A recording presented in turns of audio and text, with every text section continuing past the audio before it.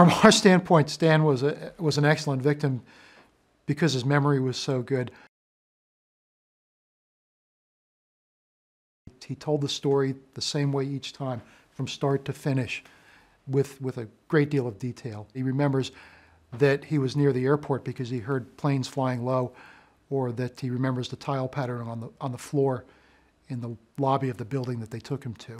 The kidnappers had given him $20 to get a cab back to his apartment. He took that $20 bill and put it in his pocket and tried to preserve it for fingerprint evidence.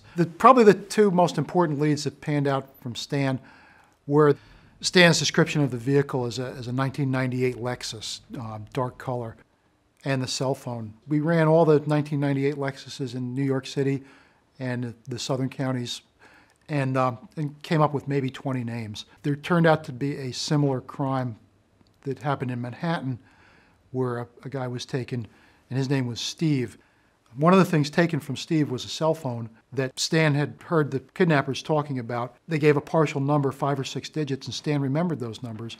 So we got the records of Steve's cell phone number and all the numbers that had been called from that phone, and found another cell phone that was connected to the same person that owned a Lexus. So that's the first lead that brought us to Lucky. So now we have Lucky owning a Lexus, and we have Lucky's cell phone number being dialed from the cell phone that belongs to a robbery victim from 2 nights before.